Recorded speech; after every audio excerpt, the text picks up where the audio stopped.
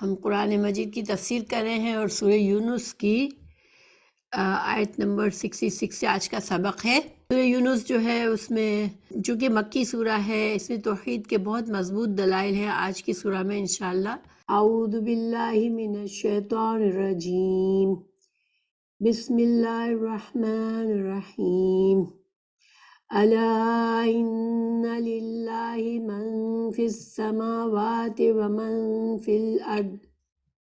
وما يتبع الذين يدعون من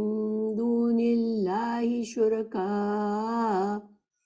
إن يتبعون إلا الظن وإن هم إلا يخرصون۔ آیت کا ترجمہ ہے، اچھی طرح سے سن لو، جو کچھ آسمانوں اور زمین میں ہے سب اللہ ہی کا ہے،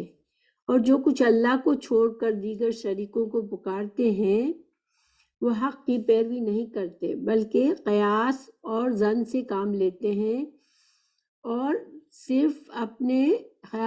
خیالات کے گھوڑے دوڑاتے ہیں، صرف اٹکل ہی سے کام لیتے ہیں۔ اس آیت میں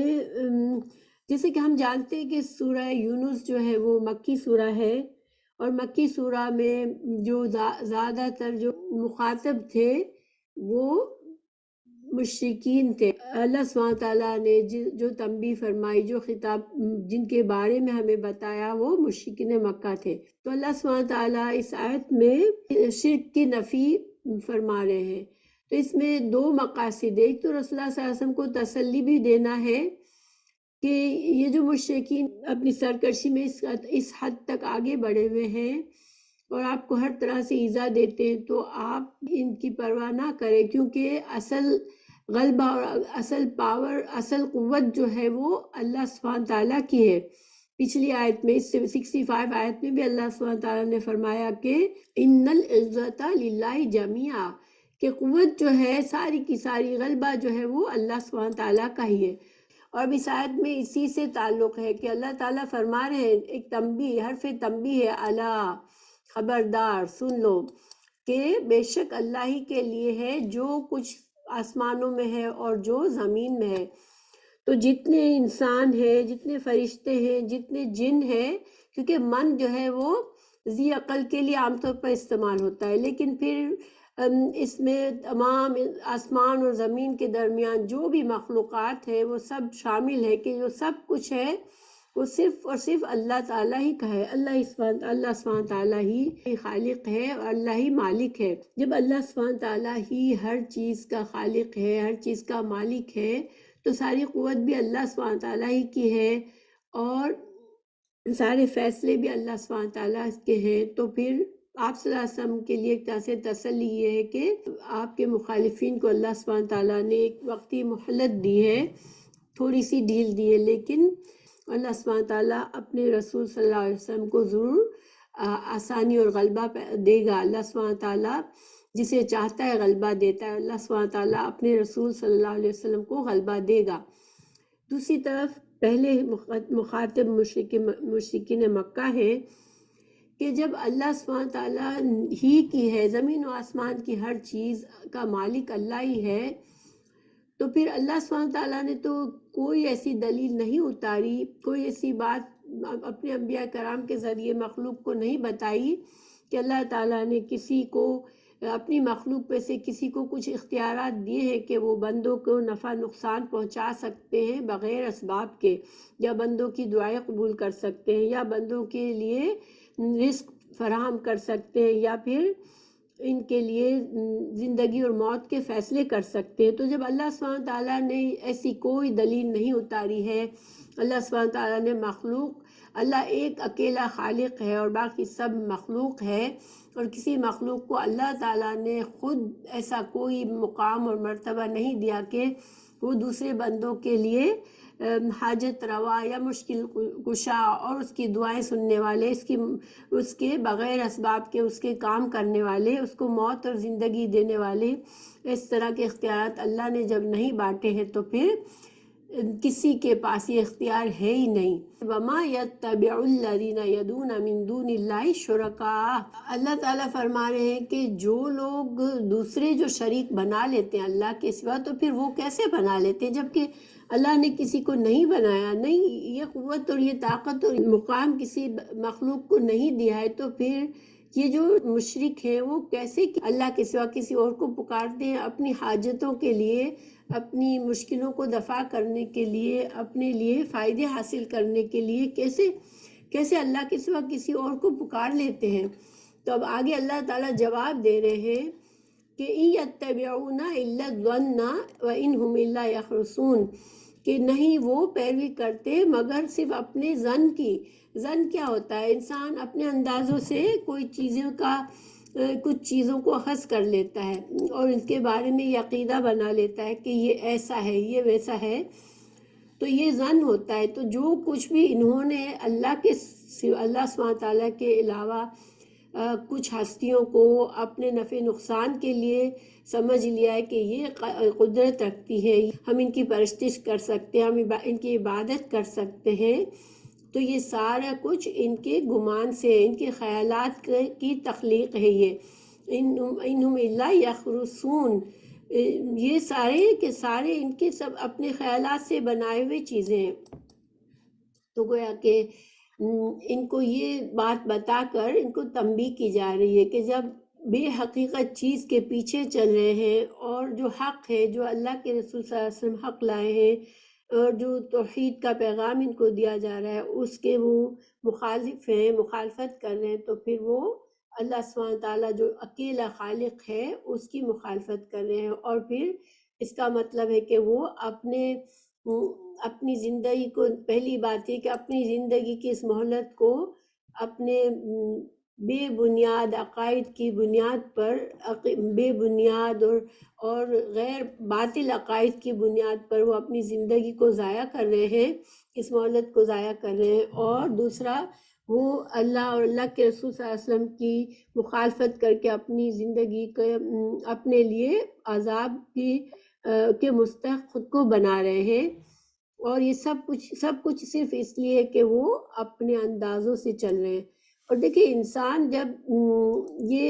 انسان جب حق سامنے ہوتا ہے لیکن وہ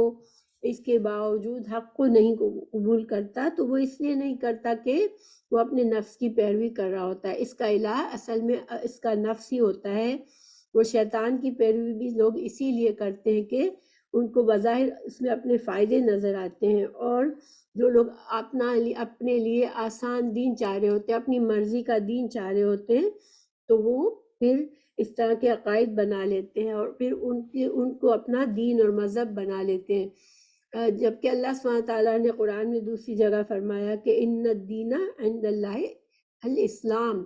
کہ اللہ تعالیٰ نے جو فرما برداری کا دین بھیجا ہے، جو طریقہ رسولوں کے ذریعے بھیجا ہے، رسول اللہ صلی اللہ علیہ وسلم کے ذریعے بھیجا ہے، وہی اب دین ہے۔ تو اگر اس کے سوا اگر کسی نے اپنے عقائد بنائے، پھر چاہے وہ اپنے آپ کو کوئی کسی بھی مذہب کے ساتھ جوڑتا ہو، اور چاہے وہ اپنے آپ کو مسلمان بھی کہتا ہو، لیکن اگر اس کے عقائد وہ نہیں ہے جو قرآن اور سنت سے ثابت ہوتے ہیں، پھر وہ کسی بزرگ کو، کسی ہستی کو غوث پاک اور حاجت روا سمجھ لیتا ہے، اللہ کے بجائے وہ اس کے درگاہ پر، اس کی قبر پر جا کر مانگتا ہے، تو یہ ساری کی چیزوں کی بھی کوئی دلیل نہیں ہے، یہ سارے کے سارے اپنے اندازوں سے بنائے ہوئے چیزیں ہیں۔ یہ عقائد جو ہے وہ بے بنیاد ہے، صرف انسانوں کے سوچ اور اپنی خواہش کی پیروی کرنے کے لیے ان لوگوں نے ایسے عقائد بنائے ہیں۔ اب ہمارے لیے کیا سبق ہے اس میں کہ دیکھیے کائنات کا بادشاہ اور مالک اور حاکم ایک اللہ ہی ہے، تو پھر جب ایک اللہ ہی ہے تو اسی کا حق ہے کہ وہ اپنے بندوں کے لیے قانون اور شریعت بنائے، اور اسی نے اپنے انبیاء کرام کے ساتھ اس دین کو بھیجا، جو کہ قرآن، جس کی منبع سارے علم جو بھی کچھ ہمیں دیا جاتا ہے دین کا، اس کا منبع قرآن اور حدیث ہے، اور ہمیں دلائل کے بیس پر قرآن اور حدیث سے اللہ کا دین سیکھنا ہے، اور غلط عقائد سے خود کو بچانا ہے، تاکہ ہم اپنی زندگی کو ضائع نہ کر دیں اپنے خیالات کی پیروی کرتے ہوئے، اپنی خواہشات کی پیروی کرتے ہوئے۔ اور آپ صلی اللہ علیہ وسلم کے لیے اور مومنوں کے لیے اس میں اللہ تعالیٰ کی طرف سے تسلی ہے کہ وہ حق پر ہیں، تو پھر انشاءاللہ حق ہی غالب آئے گا۔ یہاں پر جو سمجھنے کی بات ہمارے لیے بھی ہے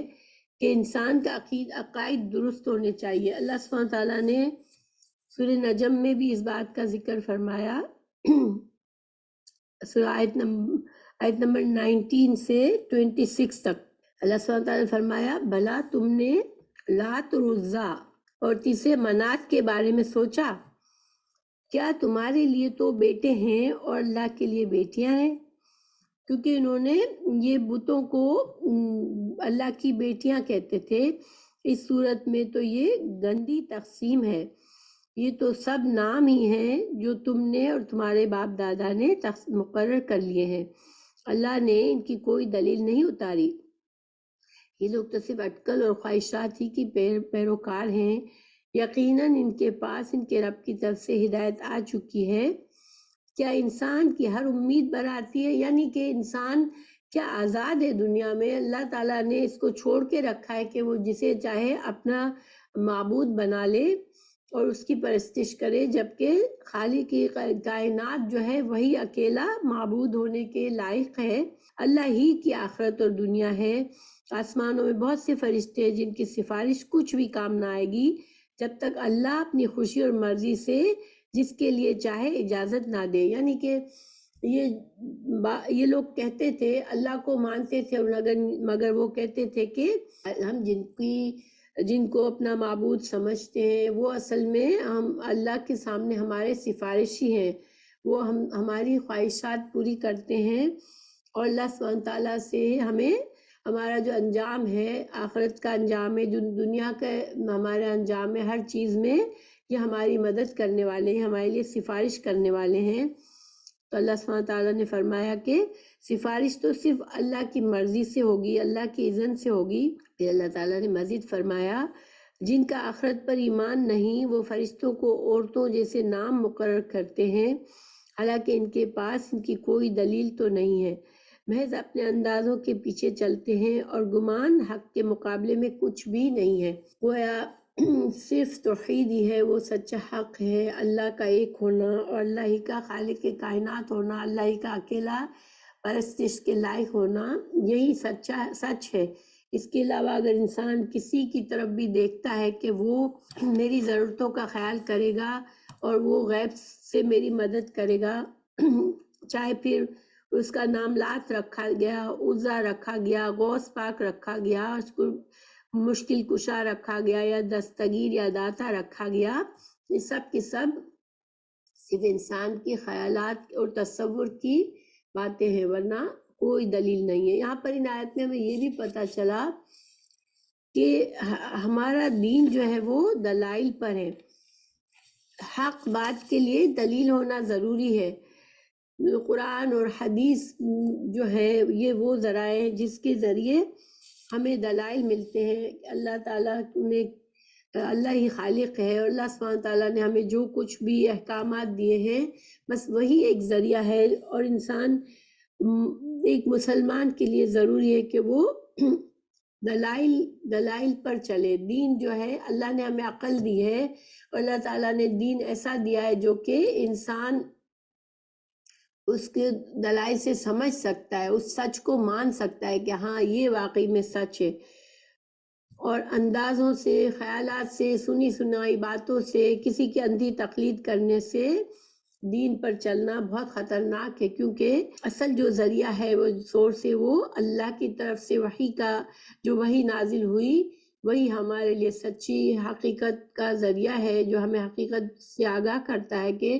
ہماری حقیقت کیا ہے، ہماری زندگی کا مقصد کیا ہے، اور ہمارا خالق کون ہے۔ دوسرا ہمارے لیے اس میں سبق کیا ہے کہ کائنات کا بادشاہ، مالک اور حاکم ایک ہی ہے، تو پھر دین کا قانون اور شریعت دینے والا بھی وہی ہو سکتا ہے جو کہ حاکم ہے۔ یعنی کہ جب اللہ ہی صرف اکیلا حاکم ہے تو اللہ کے سوا کون ہمیں شریعت دے سکتا ہے، کون ہمیں دین کے طریقے بتا سکتا ہے؟ تو گویا اسلام ہی ایک ہے دین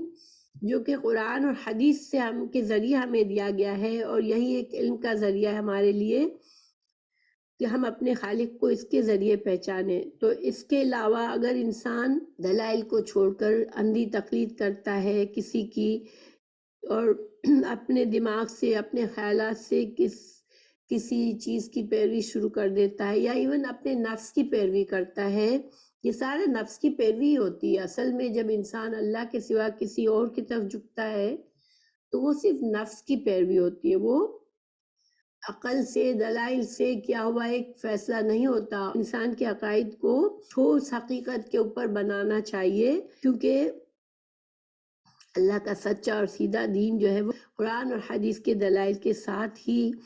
سیکھ سکتے ہیں۔ اور اس سے ہمیں یہ بھی پتہ چلا کہ ہر انسان، ہر مسلمان کو صحیح دین سیکھنا چاہیے، قرآن اور حدیث کا صحیح دین دلائل کے ساتھ سیکھے، اور اسی سے اس انسان کی کامیابی ہے۔ ورنہ زندگی کا وقت انسان ضائع کر دے گا صرف اندازوں کے پیچھے، خیالات کے پیچھے چلتے ہوئے۔ اللہ تعالیٰ نے قرآن میں فرمایا ان الدین عند اللہ الاسلام، اللہ کے نزدیک صرف دین، اور دین کا مطلب ہوتا ہے زندگی گزارنے کا طریقہ۔ تو زندگی گزارنے کا طریقہ جو دین جو ہے اصل، وہ صرف اور صرف اسلام ہے اللہ کے نزدیک، اللہ کی فرما برداری کا دین، اور جس کا علم ہمیں صرف قرآن اور حدیث کے ذریعے ملتا ہے۔ پھر اللہ سبحانہ وتعالیٰ نے فرمایا وَهُوَ الَّذِي جَعَلَ لَكُمُ اللَّيْلَ لِتَسْكُنُوا فِيهِ وَالنَّهَارَ مُبْصِرًا، کہ اللہ سبحانہ وتعالیٰ ہی ہے جس نے تمہارے لیے رات بنائی تاکہ تم اس میں آرام کرو، وَالنَّهَارَ مُبْصِرًا، اور دن کو اللہ سبحانہ وتعالیٰ نے ہی روشن بنایا۔ إِنَّ فِي ذَلِكَ لَآيَاتٍ لِقَوْمٍ يَسْمَعُونَ، تو اللہ تعالیٰ یہاں پر ایک بڑی زبردست دلیل پیش کر رہے ہیں، مزید دلائل دے رہے ہیں۔ دیکھیں رات اور دن کس نے بنائے ہیں؟ اگر رات سارا وقت ہمیشہ رات رہے تو انسان جو ہے کیا کرے زندگی میں، یہ زندگی دنیا کی زندگی کو کیسے گزارے؟ اور اگر سارا وقت صرف دن ہی رہے تو انسان کو آرام اور سکون کہاں سے ملے گا؟ تو یہ اتنی بڑی دلیل ہے جو صبح شام ہم دیکھتے ہیں، اور کبھی ایک رات کو ہم سو نہیں پاتے تو دوسرا دن ہمارے لیے اتنا مشکل ہوتا ہے کہ دن گزارنا مشکل ہو جاتا ہے۔ تو آخر یہ جو اتنا زبردست انتظام ہے رات اور دن کا، جس میں کبھی بھی کوئی تبدیلی نہیں آتی، اللہ سبحانہ تعالیٰ ہمیں ہر رات کے بعد ایک دن آتا ہے اور ہر دن کے بعد ایک رات آتی ہے، تو انسان کی زندگی کے اس میں سارے کام چلتے رہتے ہیں، انسان اس دنیا پہ آرام سے زندگی گزارتا ہے، تو پھر آخر ہم کیوں نہیں اس پر سوچتے؟ پھر اللہ سبحانہ تعالیٰ نے فرمایا یہ ایک بہت بڑی نشانی ہے، رات اور دن کا ہونا یہ بہت بڑی نشانی ہے لوگوں کے لیے کہ خالق ہے جو اس انتظام کو چلا رہا ہے، جس نے ہمارے لیے رات بنائی ہے اور ہمارے لیے دن بنایا ہے۔ پھر اللہ تعالیٰ فرما رہے ہیں کہ لیکن وہ لوگ جو سنتے ہیں وہی سمجھ سکتے ہیں۔ تو سننے کا ذکر یہاں پر اللہ تعالیٰ نے کیوں فرمایا کہ اللہ تعالیٰ نے رات کو پیش کیا پہلے کہ رات جو ہے وہ سکون کی چیز ہے، تو رات کو وقت انسان روشنی نہیں ہوتی، انسان اپنے کانوں سے سنتا ہے ہر چیز کو، اس وجہ سے اللہ تعالیٰ کے، اور انسان کی آنکھ اور کان بھی اتنی بڑی نعمتیں جس کے ذریعے انسان حق کو دیکھتا اور سنتا ہے۔ تو رات کا آنا بھی انسان غور کرے کہ واقعی میں یہ رات اللہ سبحانہ تعالیٰ کی بنائی ہوئی کتنی بڑی نعمت ہے ہمارے لیے۔ اللہ تعالیٰ نے سورہ قصص میں بھی فرمایا کہہ دیجئے کہ دیکھو تو صحیح، اگر اللہ تعالیٰ تم پر رات ہی رات قیامت تک برابر کر دے تو سوائے اللہ کے کون معبود ہے جو تمہارے پاس دن کی روشنی لے آئے؟ کیا تم سنتے نہیں ہو؟ پوچھئے کہ یہ بھی بتا دو کہ اگر اللہ تعالیٰ تم پر ہمیشہ قیامت تک دن ہی دن رکھے تو بھی سوائے اللہ تعالیٰ کے کون معبود ہے جو تمہارے پاس رات لے آئے جس میں تم آرام حاصل کر سکو؟ کیا تم دیکھ نہیں سکتے ہو؟ اسی نے تو تمہارے لیے اپنے فضل و کرم سے دن رات مقرر کر دیے ہیں، تو تم رات میں آرام کرو اور دن میں اس کی بھیجی ہوئی روزی تلاش کرو، اس لیے کہ تم شکر ادا کرو۔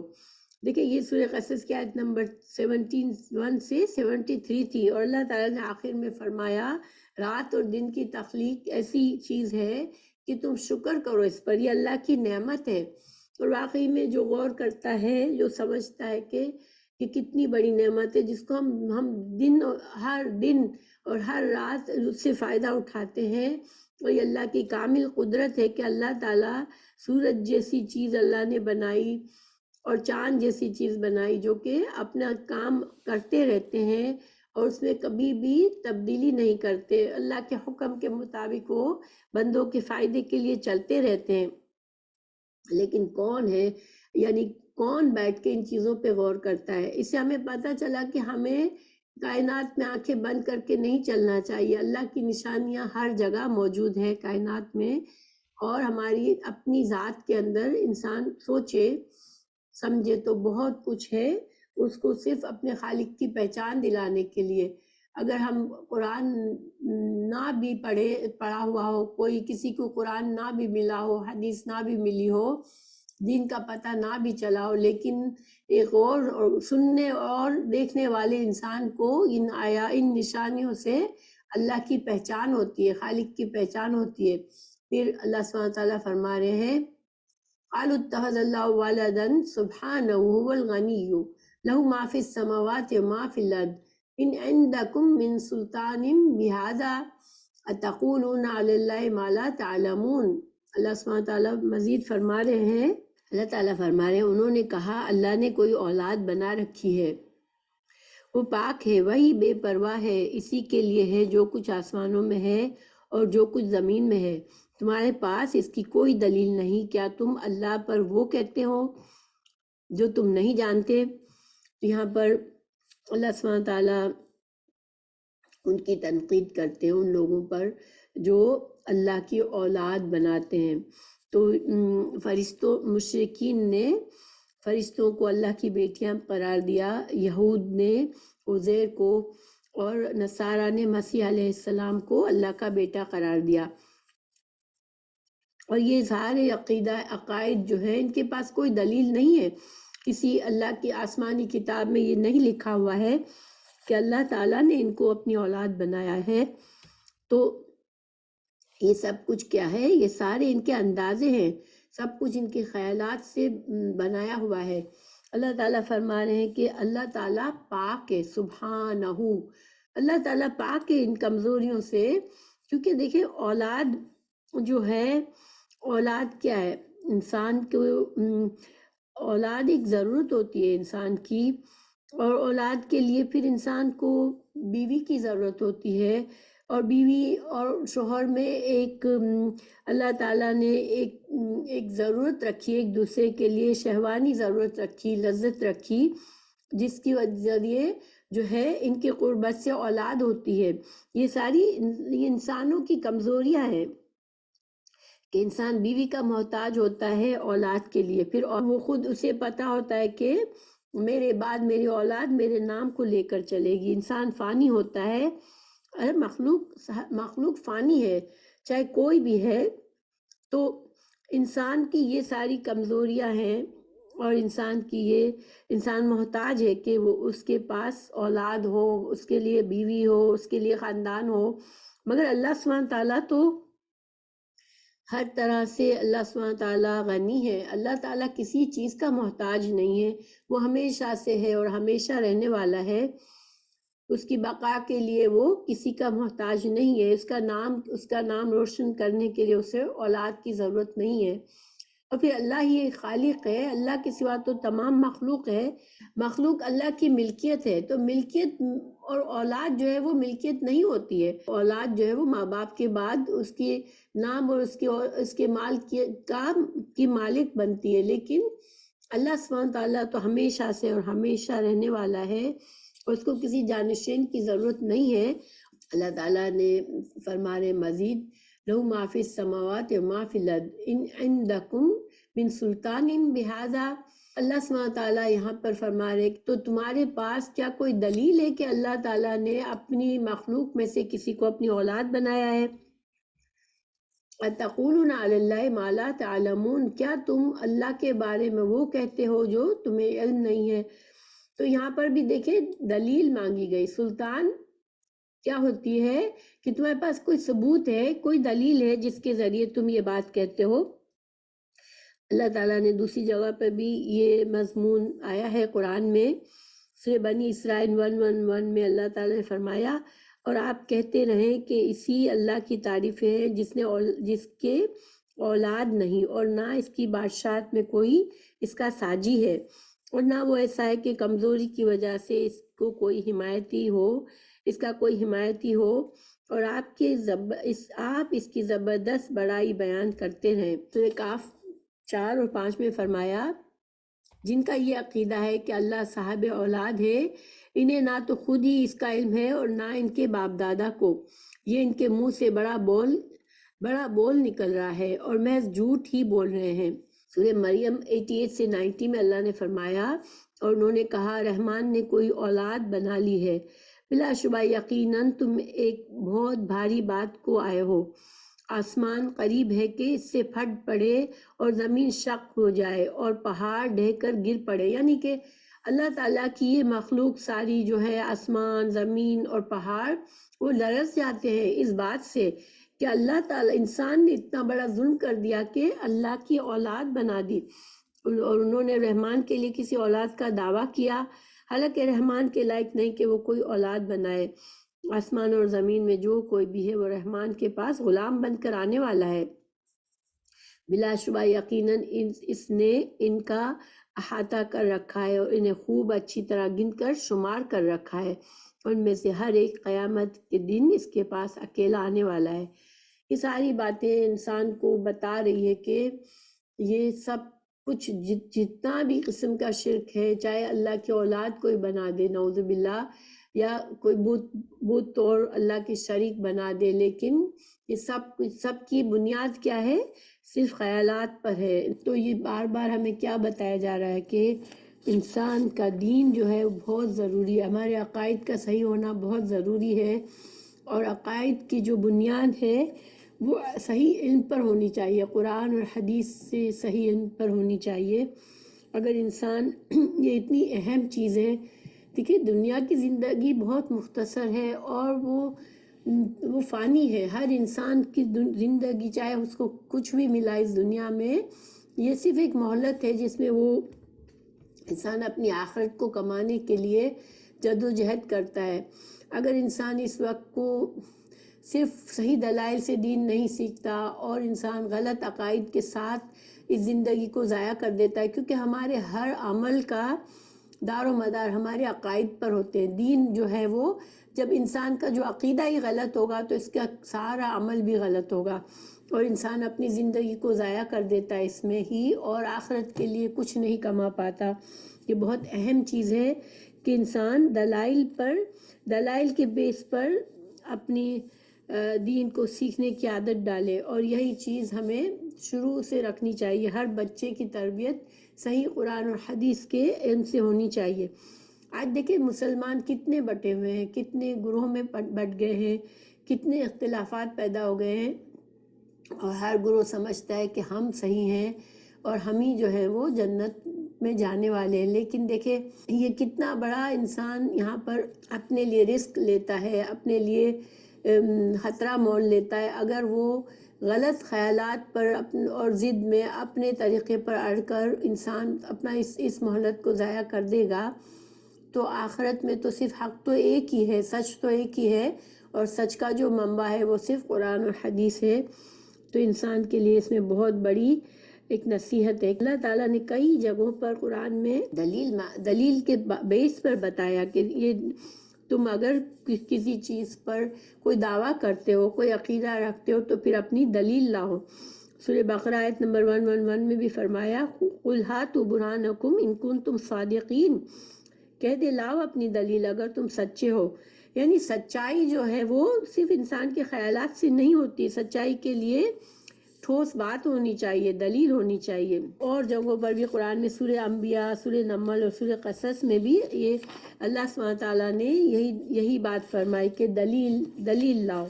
جیسے مثال کے طور پر سورہ انبیاء آیت نمبر 24 میں اللہ نے فرمایا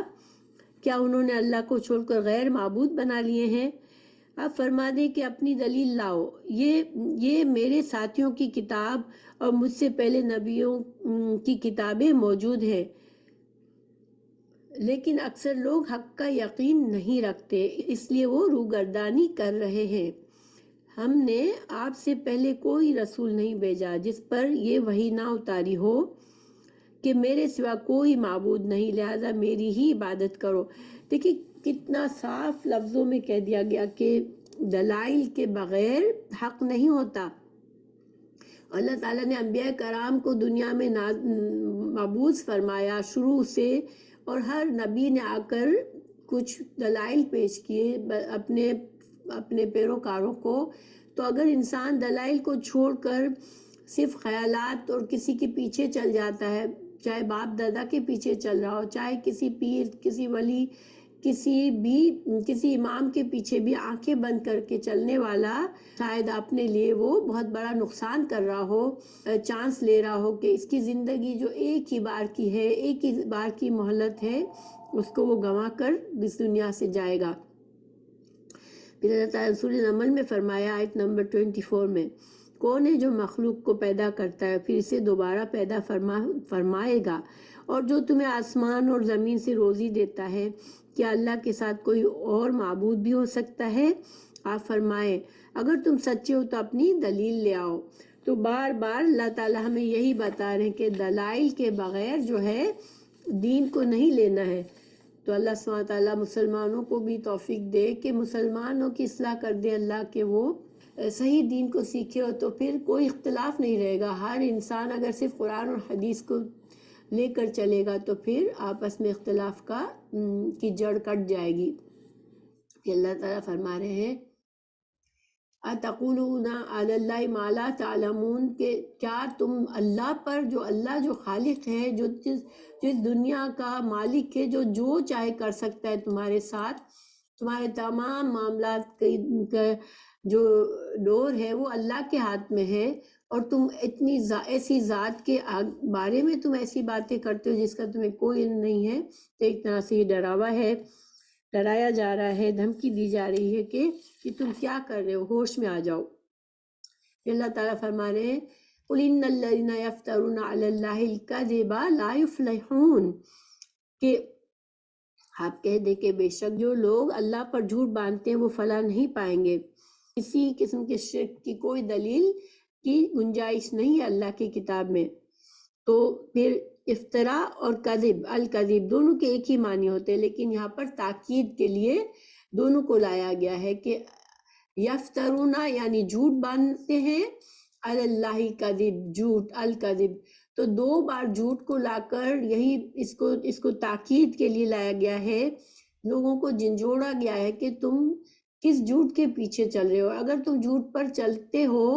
تو پھر تم فلاح نہیں پاؤ گے، اور فلاح جو ہے وہ آخرت کی کامیابی، دنیا کی کامیابی، جو مکمل کامیابی ہوتی ہے وہ فلاح ہوتی ہے۔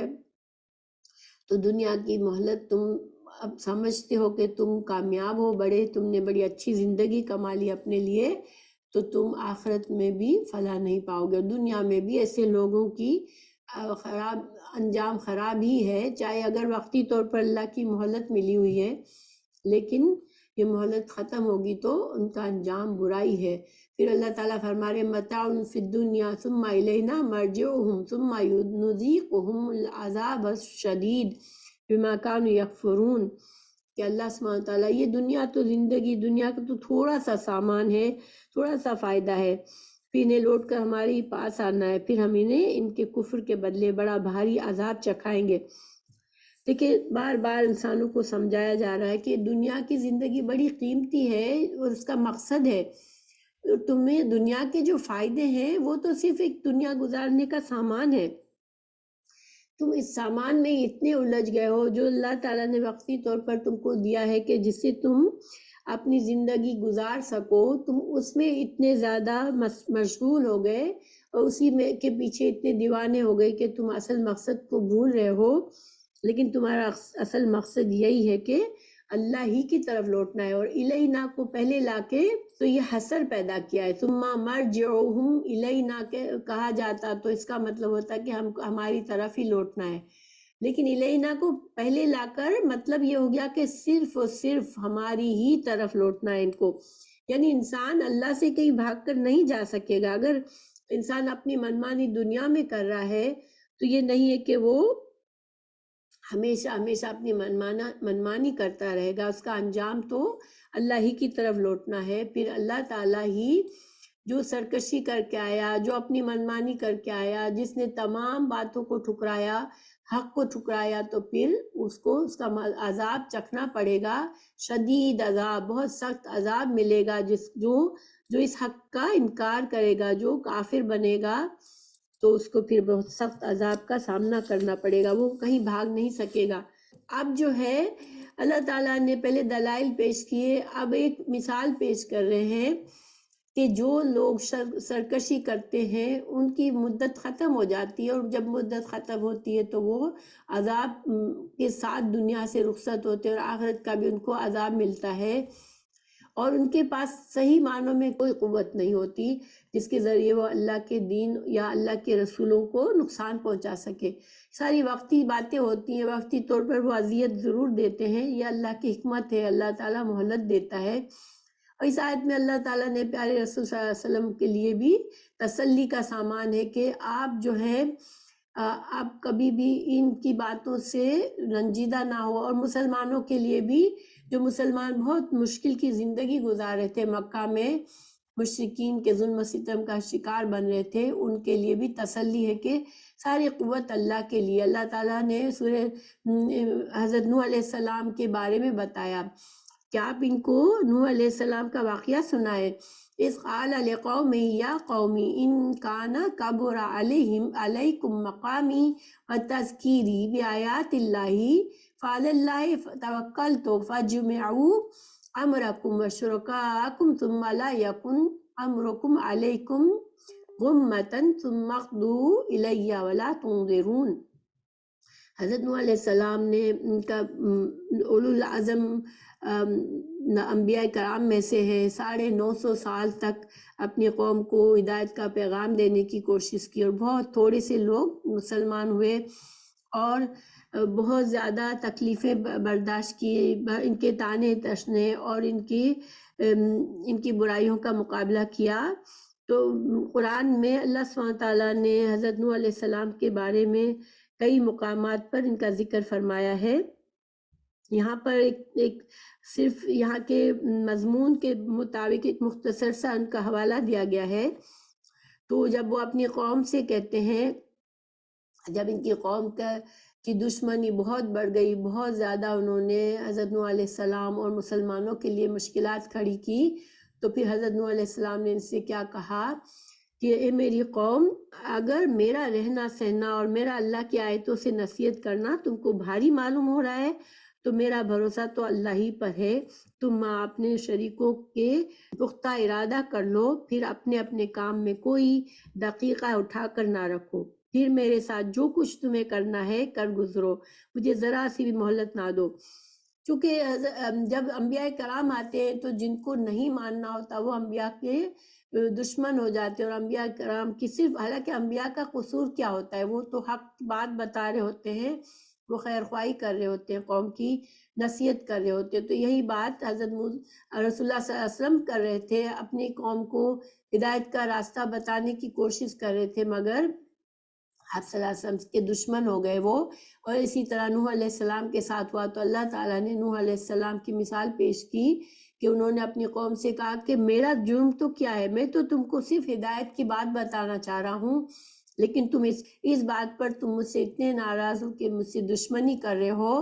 تو پھر میرا توکل اللہ پر ہے، میں اللہ کے لیے کام کر رہا ہوں، میں اللہ کا فرما بردار ہوں، اللہ تعالیٰ نے مجھے یہ ذمہ داری دی ہے تو میں یہ کام کر رہا ہوں، اور تم کو یہ بات اچھی نہیں لگ رہی تو پھر آؤ، تم کو جو بھی کرنا ہے میرے ساتھ تم جمع ہو جاؤ، تم میرے خلاف سب کے سب مل کر تم مجھے نقصان پہنچانا چاہتے ہو تو آؤ کرو، تم کو جو کرنا ہے، تم اپنا معاملہ، اپنی چالیں جو بھی ہے وہ اپنے ساتھیوں کو بھی ملا لو اپنے ساتھ، اور تم پھر ثم لا یکون امرکم علیکم غمہ، کہ پھر تم جو ہو اپنے اپنے کام میں کوئی دقیق اٹھا کر نہ رکھو، یعنی پوری کوشش کر لو، تم ہر طرح سے اپنے معاملے کو جمع کر لو میرے خلاف، ثم اقضوا الیہ ولا تنظرون،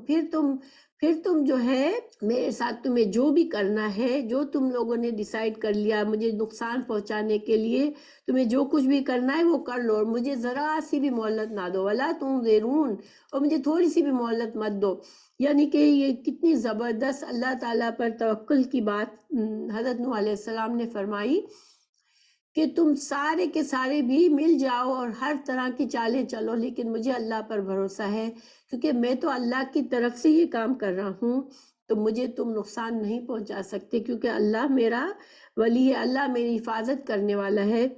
تو یہاں پر رسول اللہ صلی اللہ علیہ وسلم کے لیے بھی بہت ہی ایک طرح سے تسلی تھی، اور ایک طرح سے آپ صلی اللہ علیہ وسلم کو سکھایا بھی گیا کہ جس طرح نوح علیہ السلام اب اللہ پر توکل کر کے جمے رہے، اور انہوں نے اپنے 950 سال تک وہ ہدایت کا پیغام دینے کی کوشش کرتے رہے، پھر بھی انہوں نے ہمت نہیں ہاری، اور نہ ہی اپنے قوم کی چالوں سے ڈرے اور گھبرائے، اور ان کو اس طرح سے انہوں نے چیلنج کر دیا کہ آؤ تم کو جو کرنا ہے میرے لیے کر لو، تو تم نہیں کر سکتے مجھے۔ تو یہ جو ہے آپ صلی اللہ علیہ وسلم کے لیے بھی ایک ہمت بڑھانے والی بات تھی، اور مسلمانوں کو بھی ہمت دینے والی بات تھی کہ جو کچھ بھی ہے، یہ جو کچھ کر رہے ہیں یہ تمہارا کچھ نہیں بگاڑ سکتے، کیونکہ اللہ سبحانہ تعالیٰ اپنے پیاروں کو، اپنے فرما برداروں کو ذلیل و رسوا نہیں کرتا، نہ ہی ان کو ہمیشہ کے ان کو مغلوب کرتا ہے۔ وقتی باتیں یہ حکمتیں ہیں اللہ کی۔ پھر دوسری بات ان پچھلے انبیاء کے واقعات سنانے میں یہ حکمت ہوتی ہے کہ رسول اللہ صلی اللہ علیہ وسلم ایک امی تھے، کوئی کہیں سے علم نہیں سیکھنے گئے تھے، پھر یہ سچی باتیں کہاں سے آپ کے پاس آتی تھی؟ تو یہ ایک طرح سے آپ کی نبوت کی صداقت تھی۔ حضرت نوح علیہ السلام کا قرآن میں 43 جگہوں پر ذکر فرمایا گیا ہے کہ اللہ نے ان کو اتنی بڑی زندگی دی، اور یہ پورا وقت وہ ہدایت کا پیغام پہنچاتے رہے، اور کبھی ہمت نہیں آ رہے، ان کی توکل اللہ پر مضبوط بھروسہ وہ ہمارے لیے بھی اور اس وقت کے مسلمانوں کے لیے بھی ایک نمونہ تھی، اور رسول اللہ صلی اللہ علیہ وسلم کے لیے بھی تسلی کا سامان تھا اس میں۔ آگے اللہ تعالیٰ فرما رہے ہیں فَإِن تَوَلَّيْتُمْ فَمَا سَأَلْتُكُم مِّنْ أَجْرٍ إِنْ أَجْرِيَ إِلَّا عَلَى اللَّهِ وَأُمِرْتُ أَنْ أَكُونَ مِنَ الْمُسْلِمِينَ۔ اللہ تعالیٰ پھر اللہ تعالیٰ نے حضرت نوح علیہ السلام ہی کے ذریعے کہلوایا کہ اگر تم میری بات سے منہ موڑتے ہو، اگر تم ایمان نہیں لانا چاہتے ہو، تو تم سے میں کوئی مزدوری نہیں مانگ رہا ہوں، میں جو کچھ بھی کر رہا ہوں، میں جو محنت کر رہا ہوں، جو میں رات دن تمہارے پیچھے سرگردہ ہوں، تم سے خیر خواہی کر رہا ہوں، تم کو تمہارے برے انجام سے ڈرا رہا ہوں، تو یہ سارا کام جو ہے میں کسی تم سے مزدوری کی امید میں نہیں کر رہا ہوں کہ تم مجھ سے کوئی خیر خواہی کرو گے، تو تم اگر خیر خواہی نہیں کر رہے ہو، میرے ساتھ زیادتی کر رہے ہو، تو مجھے اس کی پرواہ نہیں ہے، کیونکہ میری جو مزدوری ہے، میرا جو اجر ہے وہ تو اللہ کے پاس ہے، اور اللہ ہی نے مجھے حکم دیا ہے، اللہ نے مجھے حکم دیا کہ میں اللہ کا فرما بردار بن جاؤں۔ تو یہاں پر ہمیں یہ دلیل بھی ملتی ہے کہ تمام انبیاء جو تھے وہ بھی اللہ کے احکامات کے پابند تھے، یعنی کہ وہ اپنی امتوں کے لیے ایک نمونہ تھے، جو اللہ کے دین پر عمل کر کے وہ اپنی امت کو سکھاتے تھے اللہ کا دین۔ یہ نہیں تھا کہ وہ لوگ بری ہوتے تھے اللہ کی فرما برداری سے، ان کو سب سے پہلے اللہ کا فرما بردار ہونا تھا۔ تو اور دوسری بات یہاں پر ہمیں یہ پتہ چلتی ہے کہ تمام انبیاء کرام مسلمان تھے، اللہ کے مسلمان کا مطلب اللہ کے فرما بردار۔ تو اللہ تعالیٰ نے جو دین، جو شریعت اتاری، جس نبی کو جو کچھ احکامات دیے، وہ اس پر چلنے والا مسلمان ہی تھا۔ اور انبیاء کرام کا جو اصل توحید کا پیغام، آخرت کے پیغام، یہ ساری چیزیں تو سارے انبیاء کی یہی تھی، توحید، رسالت اور آخرت اور زندگی، موت کے بعد کی زندگی، یہ ساری چیزیں تو ہر پیغمبر کا سیم ہی دین تھا، لیکن شریعت کے طریقوں میں اللہ تعالیٰ نے وقت کے لحاظ سے کچھ فرق رکھا تھا۔ رسول اللہ صلی اللہ علیہ وسلم نے بھی فرمایا کہ حدیث میں کہ تمام انبیاء جو ہیں وہ لاتی بھائی ہیں، یعنی سب کے باپ ایک ہیں اور مائیں الگ الگ ہیں، یعنی کہ شریعت میں کچھ فرق ہے سب کے تھوڑی بہت، وہ اللہ تعالیٰ نے انسانوں کے وقت کے ساتھ ساتھ انسانوں میں جو تبدیلی آئی، ترقی آئی، اس لحاظ سے کچھ احکامات میں تبدیلی آئی، اور قرآن جو ہے وہ تفصیل اور پوری کتابیں جتنی بھی آسمانی کتابیں آئی ان سب کا ایک طرح سے مجموعہ ہے۔ سارے احکامات جو اللہ نے دینے تھے اپنے بندوں کے لیے وہ قرآن میں آ گئے۔ تو ہر نبی مسلمان تھا اور ہر نبی کی ماننے والی امت بھی مسلمان تھی۔ اللہ تعالیٰ نے سورۃ طٰہٰ میں بھی یہ بات فرمائی کہ آپ اپنے گھر والوں کو نماز کا حکم فرمائیں اور خود بھی اس کے پابند رہیں، اور ہم آپ سے روزی طلب نہیں کرتے بلکہ ہم آپ کو روزی دیں گے، اور بہتر انجام تقویٰ کا ہی ہے۔ یعنی کہ رسول اللہ صلی اللہ علیہ وسلم کو بھی یہی حکم دیا گیا کہ آپ خود بھی نماز پڑھیں، اللہ کی فرما برداری کریں، اور اپنے گھر والوں کو بھی نماز پڑھنے والا بنائیں، اسی کا حکم دیں اور اسی شریعت کے پابند رہیں۔ اور اللہ سبحانہ تعالیٰ جو ہے وہی رازق ہے، وہی روزی دینے والا ہے، تو پھر کسی اور سے کوئی ڈر یا کسی اور سے کوئی امید کی ضرورت نہیں ہے۔ اللہ سبحانہ تعالیٰ ہی ہر چیز دینے والا ہے بندوں کو، اور جو لوگ اللہ کا تقویٰ کریں گے انہیں کا انجام بہتر ہوگا۔ اور جگہوں پر بھی ہے قرآن میں یہ مضمون۔ پھر آگے اللہ تعالیٰ فرما رہے ہیں فَكَذَّبُوهُ، پھر انہوں نے جھٹلایا اس کو، یعنی نوح علیہ السلام کی قوم نے پھر بھی ان کو جھٹلایا سارے دلائل کے بعد بھی۔ تو اللہ تعالیٰ نے کیا کیا، فَنَجَّيْنَاهُ، اللہ تعالیٰ نے حضرت نوح علیہ السلام کو بچایا، وَمَن مَّعَهُ فِي الْفُلْكِ، اور جو لوگ مسلمان ہوئے تھے نوح علیہ السلام کے پیروکار تھے ان کو بھی ایک کشتی میں سوار ہونے کا حکم دیا، وَجَعَلْنَاهُمْ خَلَائِفَ وَأَغْرَقْنَا، اور ان جو لوگ کشتی میں آئے نوح علیہ السلام کے بس انہی کو جانشین بنا دیا دنیا کا۔ اور حضرت نوح علیہ السلام کے زمانے میں بڑا طوفان آیا جس میں سارے لوگ غرق ہو گئے، وَأَغْرَقْنَا الَّذِينَ كَذَّبُوا بِآيَاتِنَا، جتنے بھی کافر تھے اور صرف جو تھوڑے سے لوگ مسلمان تھے بس وہ رہ گئے، باقی دنیا میں سارے کے سارے، کیونکہ اس زمانے میں دنیا اتنی پھیلی ہوئی نہیں تھی،